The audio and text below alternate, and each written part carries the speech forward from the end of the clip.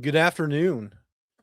Just want to get on here, do a quick update. I just did an interview with a news channel out of Bend, which is kind of exciting because this story is not going away. It's continuing to grow legs. And so let's talk about it. This is something that we should all have on our radar on what's happening up there. And I want you guys to be aware of the work that you're doing is working. And so I want you to know that. So let me get my screen shared here and we'll talk about this. So you guys can hear this, please let me know. And I'll get this thing going and we'll get going. Okay, so here we go. So here's where we're at. And so it's been a kind of a crazy morning for me. I've been dealing with a lot of stuff. Hey guys, thanks for tuning in. Appreciate you. And there's a lot of stuff that's, I've been trying to do damage control on some of the stuff. Some of the stuff I'm just out of my control. There's people that obviously in the media, my only pushback is this microphone right here in front of you, the people that know me and the people that are supporting the work that I'm trying to do. And so in that regard, I'm not going to worry about the opinions of people that don't know me. And so it's sad that the media is trying to say that I'm not a gun safety guy because I always come out against gun safety legislation and so that's unfortunate because I am a pro gun safety advocate. That's what I am. I practice what I preach, and I'm never going to not stand on that conviction. And so, I think one thing we need to be aware of is the pressure is working. They are in disarray up in the Oregon legislature. The clock is ticking and they're running out of time. And so that's where everything that I'm trying to do strategically now, and you guys are all helping me, is what's going to help move this thing forward in a way we need it to go. And I'm hoping this thing just goes away. And so that's the goal. And so I feel, I feel pretty good about that. I feel that, Jason Croft does no longer has the will to fight this thing. He knows what he's up against. He's up against all of you and me. And I don't think he has the chops for this. And that's what I'm hearing from my contacts inside the building.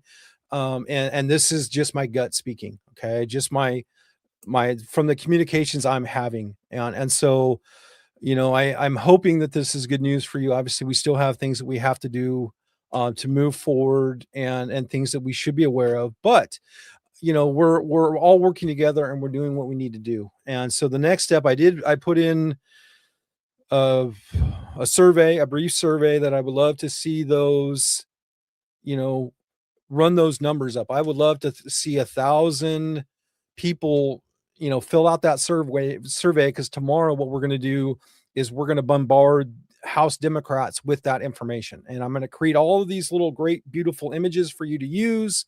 And we're going to start hammering them to get them to totally shut the door on Jason Croft. That's the goal. And so I think that we have some things that are definitely in our favor, and it's all because of all of you. It's you guys believing in me, taking the just the small amount of time it takes to send these emails, and you're sending them from the heart, and it's working. And so I want to encourage you to keep doing that. And so everything I'm hearing from the people that are inside the building, they're giving us words of encouragement. They're telling us to keep going, keep going, keep going. And it is helping. If it helps here, it's going to help in other parts of Oregon politics. And that's where we also have to just be aware of that. And so I want you guys just to kind of pat yourselves on the back, make sure that you feel that you guys are part of this because you are, right? And so, that's kind of where I'm at. I feel that if we're able to stop this, I mean, this would truly be historic for us, and we're on the verge of doing just that because of the clock. The clock is our friend here.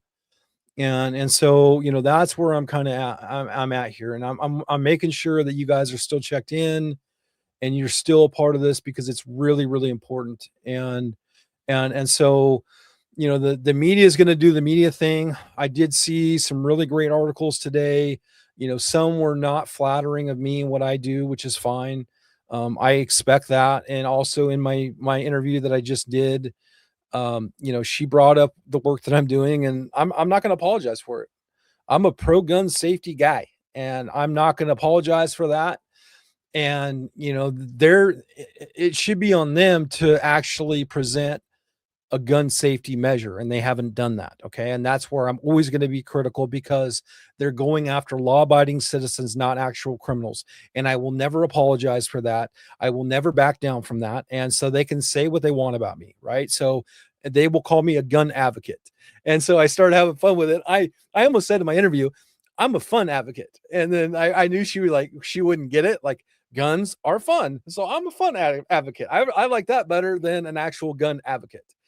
And so that's kind of where I'm at, you know. And I'm trying to make it all make sense. It doesn't make sense.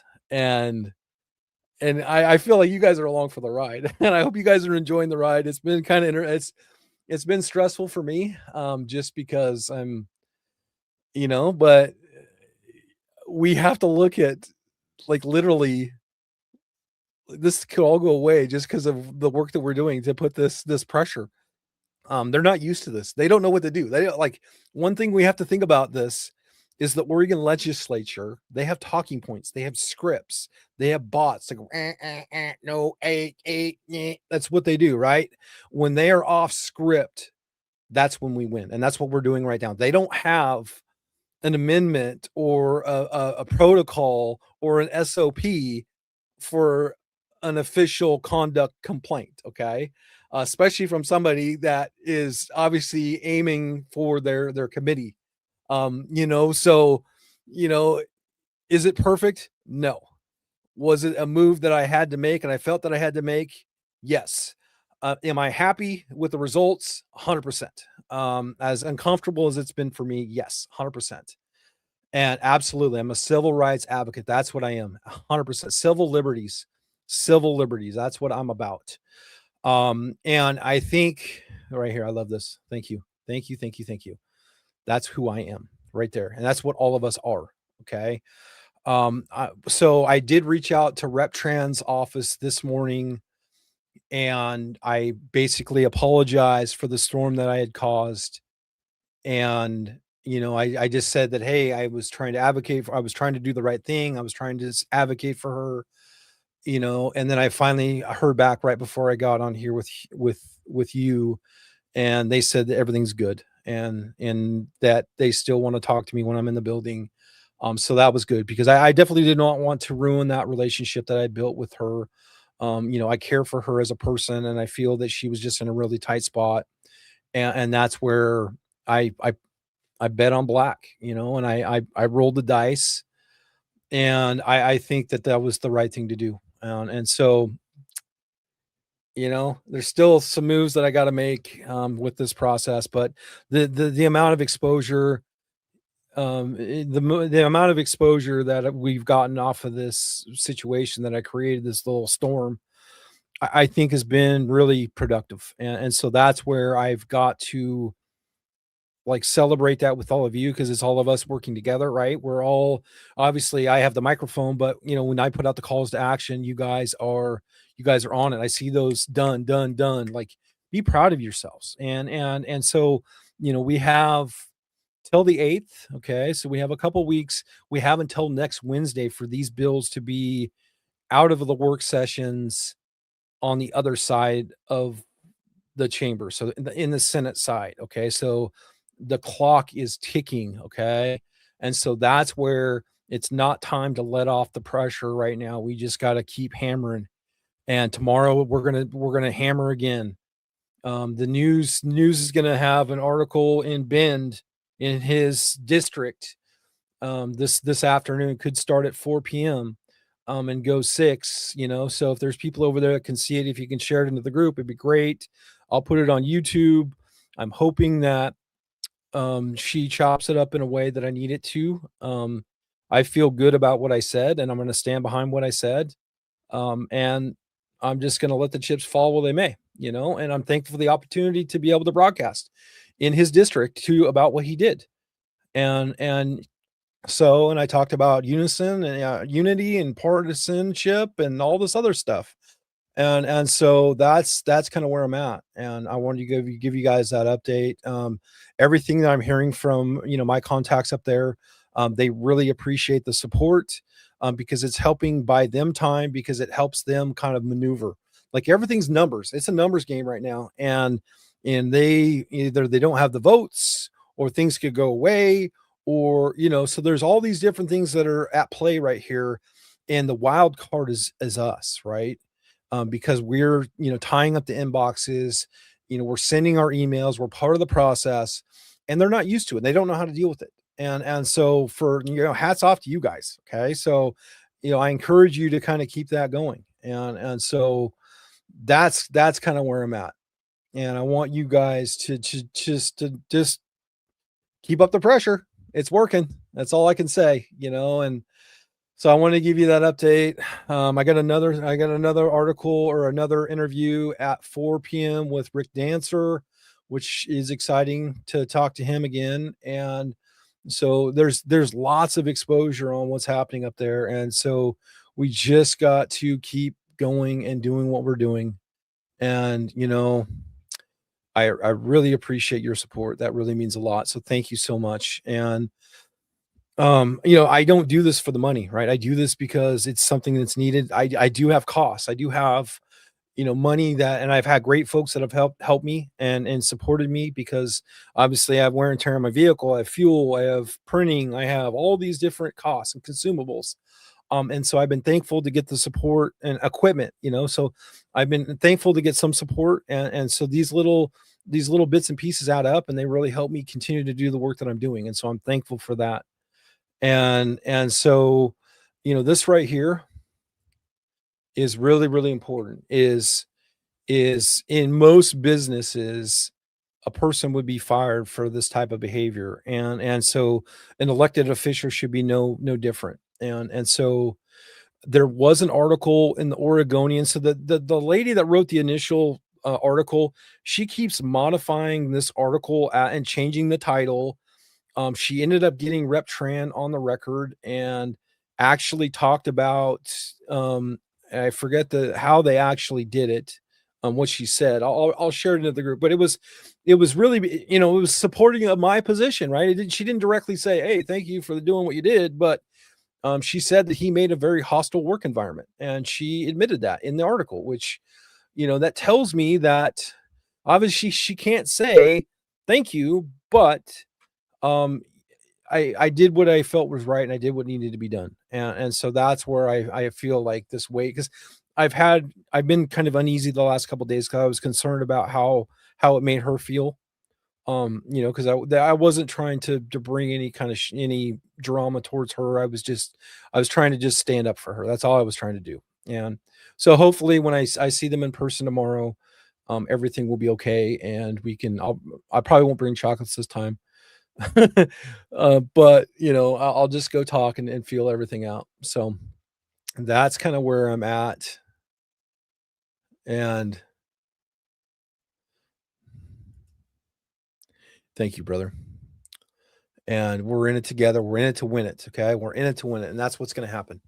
And so we just, now is not the time to take the pressure off. And so that's my biggest thing for all of you guys, is just to know that we're going to have another call to action. It's going to be coming probably tomorrow. Okay. Because what I'm trying to do is, there was the survey that I pinned in the group.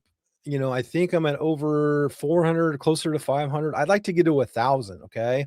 What I would like to do is get to 1,000 people that say they are in favor of him being replaced on both of his committees.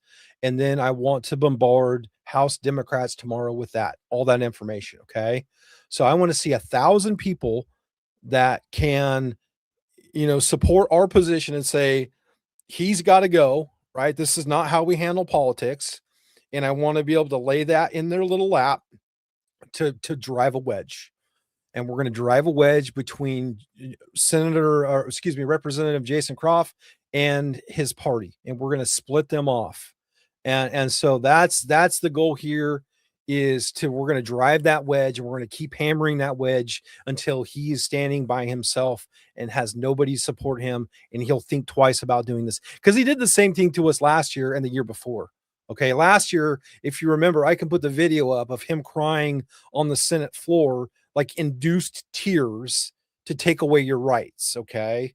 Today, in the article that ran, he didn't say, I'm sorry, Rep Tran, for my behavior. He said, it's a really contentious when we're talking about public safety. Okay. And you know what I mean? Or something along those lines.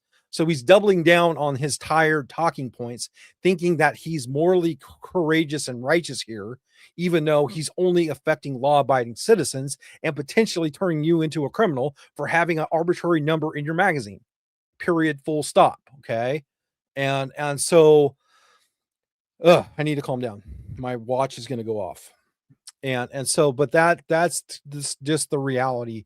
We want him to be a man on his own little island, and we're going to celebrate, and we're going to get through this together, and we're going to plan for the next one. So that's kind of where I'm at. And, so thank you. Thank you. Thank you. I appreciate you. You're amazing. And so, that's kind of where I'm at. I just want to give you that update. So if you can, please go to that survey that I have. Please fill that out. Please be a part of this. Then tomorrow we start the next action, and the next action is we go on the attack, and we're going to fight forward, and we're going to send emails to all of these House Democrats to make sure that this thing does not go any further. We're going to make sure that he gets removed from the House Judiciary Committee. We're going to get him removed from the House Conduct Committee. He has no business being there. He shows that he does not have the moral compass to be anywhere involved in conduct of the House. And that's what we're going to do. And he might run for re-election, but he's going to think twice about doing what he's doing to us. I guarantee it. And so, um,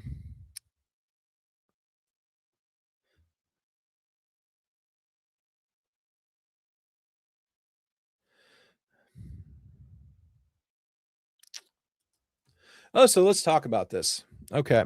I've been getting blown up on this, and so I'm going to finally address this. Okay. This is a total distraction from the true task at hand. While I feel that these people are emboldened, the problem is this IP46 has been a thing since probably December, and I've been watching it.